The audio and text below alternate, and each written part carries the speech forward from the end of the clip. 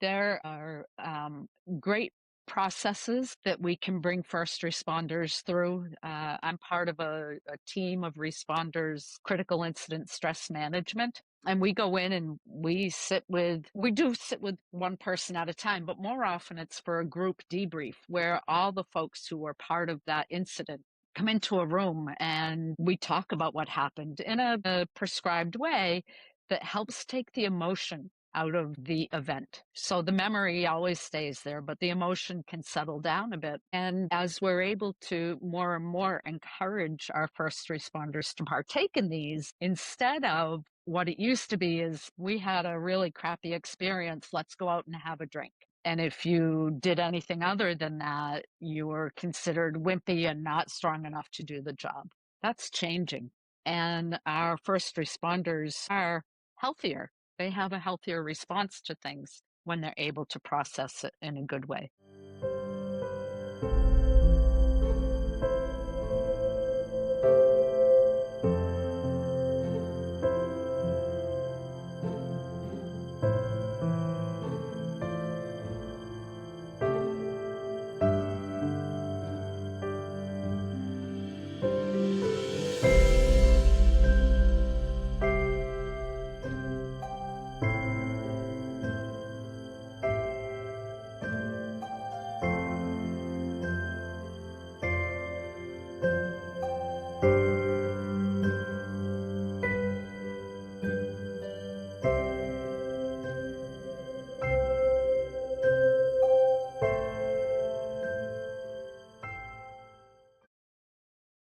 Hello and welcome to the Father's Refuge podcast. My name is James Moffett, and I will be your host. Today, my guest is Lee Atherton, also known as Coach Rev. How are you doing, Coach? I am doing fabulous on this Saturday morning. How about you? Good. So, Coach Rev is a certified grief and resilience coach, chaplain, and officiant who has dedicated her life to helping others find peace, purpose, and hope through death and loss. With over 20 years of experience and with her faithful companion Shadow by her side, who's going to make a guest appearance today on the video, Lee has guided countless individuals, families, and first responders through trauma and transformation. She reminds us that while we can't control life's endings, we can always choose compassion, courage, and connection. Hello, Lee. Thank you for being on the show. Please introduce yourself to the listening audience. Thank you, James. It's an honor to be here. As James said, I'm Lee Atherton. I love the work I do. It's profound. It's an honor to be with folks at life's ending. And, as James said, I've got my faithful companion Shadow by my side, and he's such an important part of all I do. All right, let's see the puppy. Come on. We want to see Shadow. Where you at, Shadow? He's hiding. He's hiding. Whoops. Look, well, we I almost gotta- saw him. Yep, let me fix the camera. Go over here. There he is. He's camera Shadow. shy, probably like my dog. We'll say hi here. Hey, puppy. Okay, this fine. Where you at, Shadow? There's Shadow. He's kind of in the shadows, but that's normal for Shadow. He's involved in He something found else. something under there, but he'll come out. I'll get him up here. Yeah, it's fine. So, what inspired you to dedicate your career to end-of-life and grief counseling, Coach Rev? Many years ago, I had met someone when I was in school. We were both getting our bachelor's degree so that we could move on and get our master's in divinity and serve folks in ministry. She knew then that she wanted to be a hospice chaplain. I always thought I would just be serving a local church. And she would often say to me, "You really should be a hospice chaplain. You'd be great." And I would say, "Yeah, I don't think so. I'm not going to do that kind of work." Fast forward a few years, we had graduated and been ordained. She was in her hospice work. I was in between jobs, and she needed someone to cover an extended vacation. Couldn't find anyone. She asked me. I had said no thanks a couple times, and finally she said, "Come on, you can do anything. It's just short term." So with a sigh and some resignation, I said, "All right, I'll cover your vacation." Wow. I am so thankful that she pushed me to do that, because right away when we were out visiting patients and I was in my training, I just felt Such a calling, such a, yeah, this is where you belong. Kind of a feeling that's hard to explain, but that was back in 2007, and I've been doing end of life work ever since. Wow. So you found your purpose. I did. So how do faith and compassion shape your approach to healing? Faith and compassion shaped my approach to healing. For me, my faith definitely says there's something greater out there than we are. And, the people name that in different ways, God, Buddha, scientific ways of naming it. But that conviction that there's something bigger than us has always, throughout the challenging times in my career, um, helped carry me through. And I think although when I visit with my patients, with my clients, they don't know whether I'm Christian or Jewish or whatever, it's internal for me and it helps me be my best person with them, even when it's a heartbreaking visit, a hard visit. Right. Well, I'm sure that in your work, you experience all different types of people, and Mhm. everybody's in a, we're all human, but we're all in sort of a socioeconomic category of our own. We have different educations, we have different vocations and things like that. And you're going to run across people that have a different flavor of spirituality, if you want to call it, Right. or a different flavor of religion. And while our understanding of who God is or what his name is, it may be different than theirs, but we have to we may not agree with them, but we have to respect it where they're at. Absolutely, absolutely, and my folks would never know what, I like the word you use, what flavor of religion or spirituality I am, unless they ask me directly. My goal is to meet them where they are. Um, Right, exactly. So what does Coach Rev at the Crossroads symbolize in your work? So I had coach training, which when I took my training many years ago, I viewed it as being with people to help them discover what their future goals are and how do I reach my goals in the future? What's there for me? And being with people at end of life was sort of an opposite end of the spectrum where we're saying goodbye in ways. We're not looking toward the future quite the same way. And I found, fortunately, a training that was end of life coaching that brought those two worlds together for me. So the Coach Rev, recognizes that coaching aspect. Rev recognizes for me a powerful spiritual moment in my ordination. And then at the crossroads, we're all at crossroads in our lives. And what do we do when we're there? How do we choose what direction we wanna go in? And to be with people to help them navigate that, So what's one of the most common misconceptions about grief? that you get over it. I would say we never get over grief. It ebbs and flows, and over time, it does get easier, but it's never gone. We're always missing that person, that place, that moment in our lives that we've had to say goodbye to for some reason. Right, and that I think a lot of times we associate loss and grief with losing a loved one, Mhm. child, parent, wife, whatever, husband. Yes. But I think we also need to bring job loss, divorce, separation, relationship Pet issues. loss. Yeah, pet loss, losing a fur baby. Community loss is another one that a lot of folks don't immediately recognize. But when we've been transferred to another job, we've got to move across the country or say goodbye to our family home. Those are big losses as well that can make an impact. And Exactly. if we're able to acknowledge them and intentionally say goodbye, it can help that transition a bit. So have you experienced loss and grief in your life? I have Could you quite a share bit. a little bit about that? Sure. I've lost both of my parents. My mom when I was in my 20s, and she was on hospice, and my dad much later, he also was on hospice. I was with him when he died. Powerful moment to be there for that. I've lost a lot of pets. I've lost my family. I had a brother who died in 2016, and uh, the rest of my siblings and their families, uh, pretty much said they never wanted anything to do with me again. I was the black sheep. for reasons that I would never change, decisions I made. But that was huge. That was really Sure. huge for me because I lost so much in that. I lost relationships, my brother through his death. I lost a sense of what I had anticipated my future being. And that's when I got shadow. Yeah, it was a pretty traumatic time. Looking at what was lost in the moment and in the future, but also some questions that made me remember traumatic times growing up. So I had PTSD after that, and for a couple of years couldn't work. Shadow came in as my service dog. Awesome.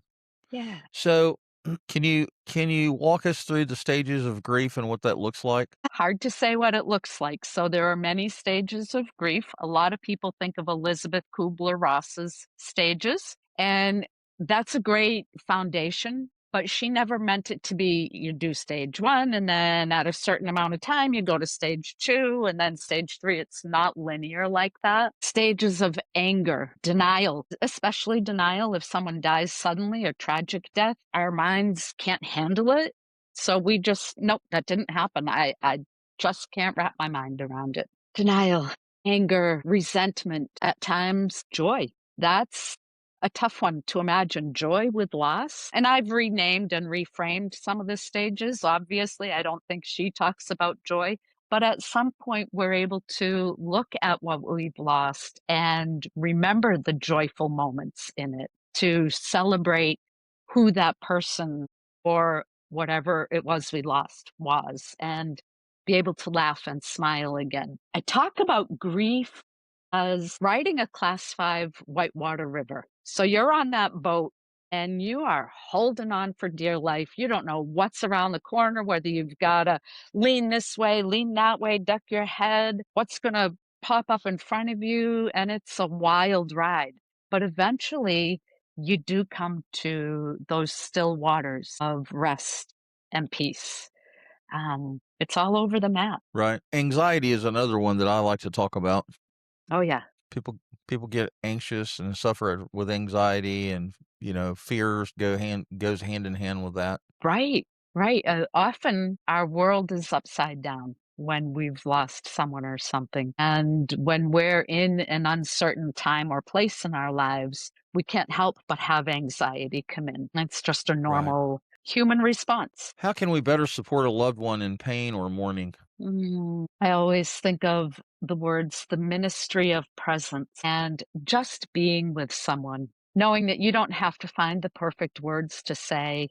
Uh, there's not the right thing to do, but just being there, being a shoulder for them to cry on, to express what they're going through without any judgment or pushback.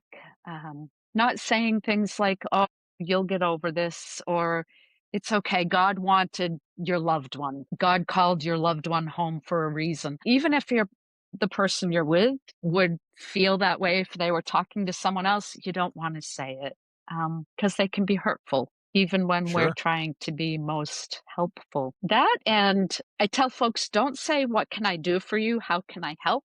Rather, take a minute to think about the person you're talking to. What do you know about them? And say, I'll be over tomorrow to get your grocery list and go shopping. Or I know the kids probably want to go out and play and you don't have time. So we'll stop over and bring them to the playground for you. I'll be over and do your laundry for you. Be specific and tell them that you're going to do that, because it's easier for someone to say, okay, and let you come do that than it is for them in their chaotic mind um, to think about what needs to be done. Or to even ask. It's so hard for us to ask. It's always very helpful to be the hands and feet of Jesus, right? And Yes, go do whatever needs to be done, whether it's babysitting, whether it's a parent night out, or doing laundry, or going grocery shopping, or walking the dog, or there's 1,001 things that goes on right? in keeping a household afloat that we can immediately do, because we do those things ourselves, and so we can offer our hands and feet and our compassion and our love to people. That is so very true. What lessons about living have you learned from walking beside the dying? To live life to its fullest, to take advantage of every moment that you have because you never know when it's going to be gone. Those are some cliche things, but they're so very true. Another one is a more practical one. I tell people, think about what you want at the end of life. And folks say, I don't need to think about that. I'm not sick, I'm young, whatever. But you don't know when life is going to change in an instant for you. You don't know when you might get a terminal diagnosis and be given a very short time to live. You don't know when you're going to be in a traumatic accident and decisions need to be made. And they're not just the medical decisions about do not resuscitate or would I want a feeding tube, but they are decisions about how do you want to spend the end of your life? Would you want to be in a hospital or be at home when you're taking your last breaths? Do you want to be surrounded by family? Could be little things, like, for me, and I've written these things down, I love the power of touch. Touch is so healing and comforting, but do not rub me like this. That's for me, that's like nails on a chalkboard, right? So it can Right, be the right, little things that you're aware of that you wouldn't want happening. right. So, yeah, lots of lessons from planning ahead to taking advantage of every moment that we have. So, in regards to planning ahead, probably one of the things that we hate to think about and procrastinate on is putting together a living will, or Mhm. going to an attorney and have an attorney do an actual will. Right, And you have to think about will, end of life, probate, all of that stuff. If you have a lot of stuff, if you got lots of money, if you got IRAs, 401s, bank accounts, credit cards, all of that stuff, you are going to do your loved ones a huge, a huge service huge favor, yeah. by getting all of that stuff nailed down, writing down your passwords, giving access to your son or daughter or wife or whoever, husband. Mhm. Like a lot of families, like my family, I take care of all the budgeting, or I try to.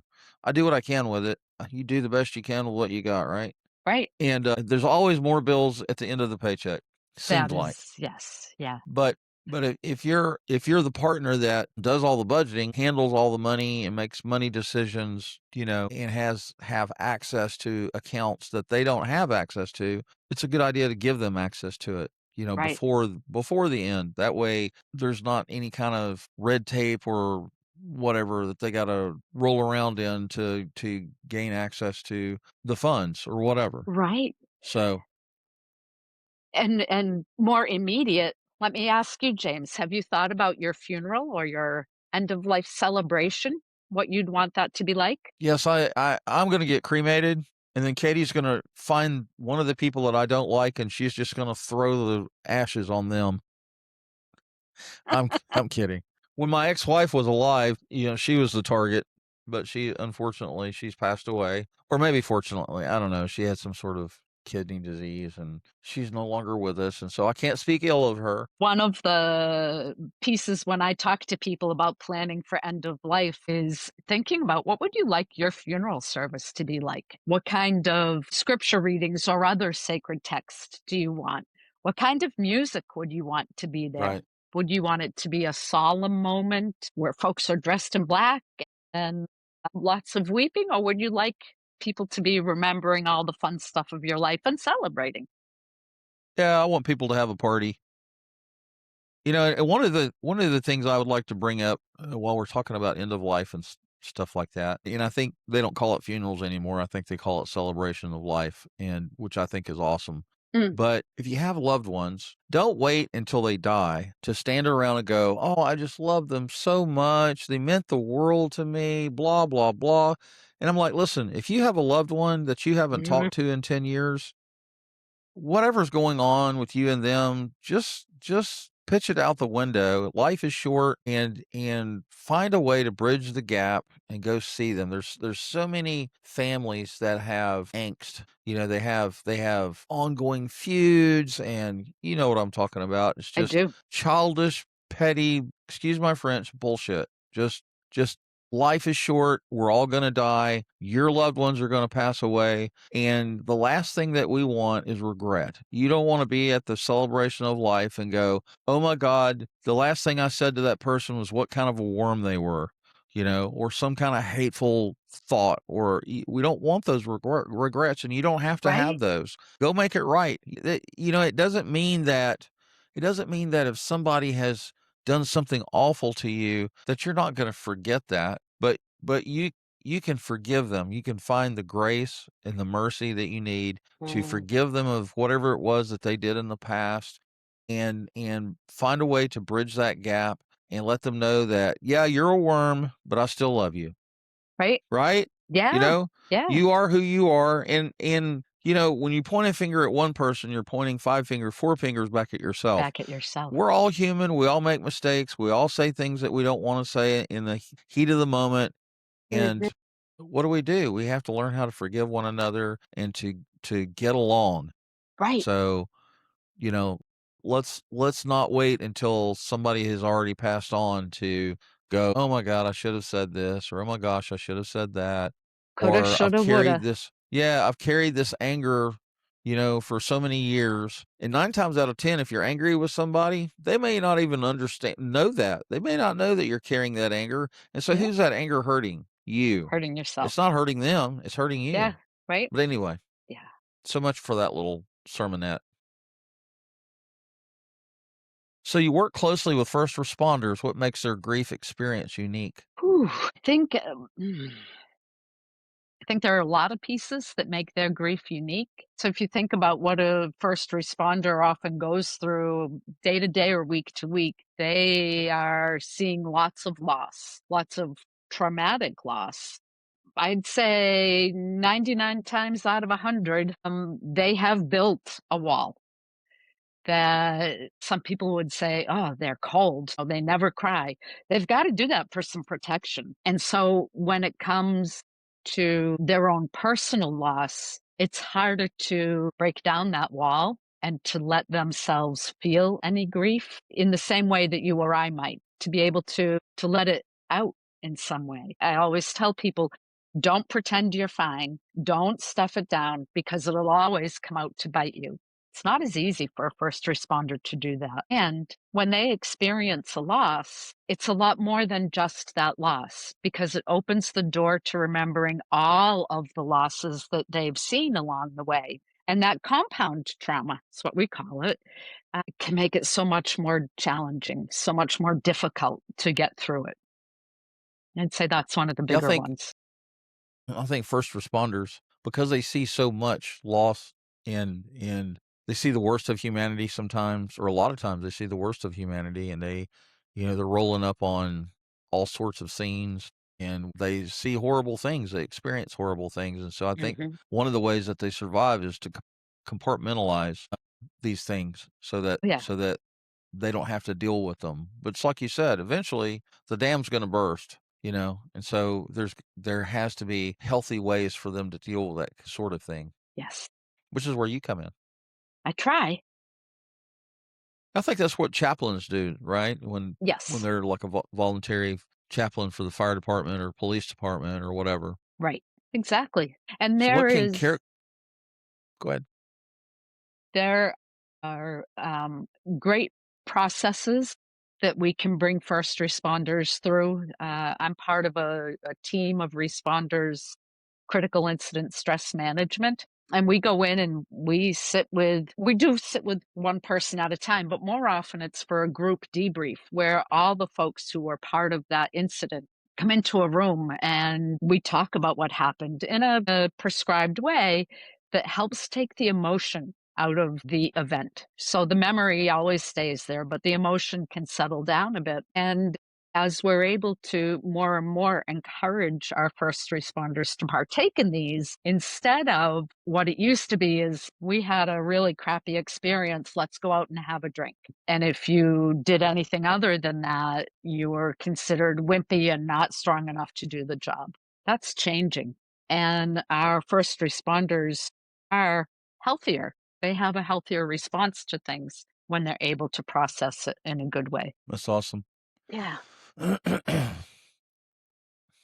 What can caregivers and helping professionals do to prevent compassion fatigue? Self-care, for sure. And self-care comes in lots of ways. It's important to take a minute to Think about what brings you joy, peace.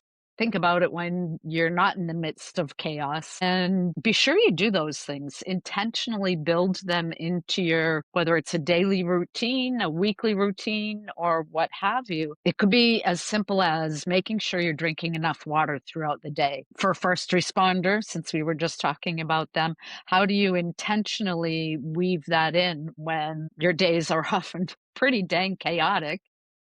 Right. Two, for me, it's knowing that I love to be out in nature. So how do I intentionally step away from everything I want to be doing? And it's a pull to be there to take care of people, but I know that I need to say, "Nope, I can't right now. Today is my day that I set aside to go out and weed the garden or go for a hike or whatever." You have to find a way to decompress. A way to decompress and intentionally schedule it, which isn't always easy. What does it mean to live well and die well? We talked about planning for end of life, right? Yep. That's dying well, thinking about what do you want for living the last chapter of your life, creating that, excuse me, knowing what setting you want to be in. But living well and dying well is about intentionality day to day, thinking about what do you want in the future, but thinking about today as well and being intentional. What's next for your mission to impact 100,000 lives? My next one, I just signed up for a class. I love to lead retreats and I've led several. I want to create and lead a retreat for people who are grieving. So that's the next bigger milestone for me. That and my work and my advocacy with service dogs. So if people wanted to get a hold of you, how would they do that? They can email me, lee@coachrev.com. They can always call 508-7116, and my website, coachrev.com. And for the service dog work, phoenixrising.sdsl.com. Service dogs saving lives. So is Shadow in a better frame of mind where he can say hi to us? He was just snoring. Give me one sec. Come here. Okay. Good Mom, I don't want to do boy. this. Whoops. All right, you ready? Here we Oh, there he is. go. Yeah, there Want he another one? is. He's a pretty Come dog. on over here so they can see you. There you There you go. go. Yeah, he's Over pretty. here. Is he a lab? He's a lab. Up, up. Yeah, we've got two labs. There we Now go. we're too tall. Here we go. He's a big boy. He's a big boy, yes. Up, up. Yeah, good boy. Say hey. Yeah. Yeah, he's pretty. Thank you. For sure. So, thank you for spending time with us on Father's Refuge. To the listening Thank you. audience, I want to say thank you for the privilege of your time. These conversations exist because grief, loss, and healing are deeply personal, and none of us are meant to walk through them alone. Coach Rev, thank you for being here today. If something is in today's episode connected with your own story, I hope it reminded you that your pain is seen, your questions are valid, and your journey still has meaning. If you So found this true. episode helpful, I'd be grateful if you subscribe, leave a review, or share it with someone who might need encouragement today. That's how this message continues to reach those who are hurting. To learn more about Father's Refuge and the resources we offer, visit our website at fathersrefuge.com and our Facebook page. Until next time, be gentle with yourself, hold space for others, and remember there's refuge even in the midst of loss. And Coach Rev, thank you again for being here and for the ministry that you are doing in your community. Thank you.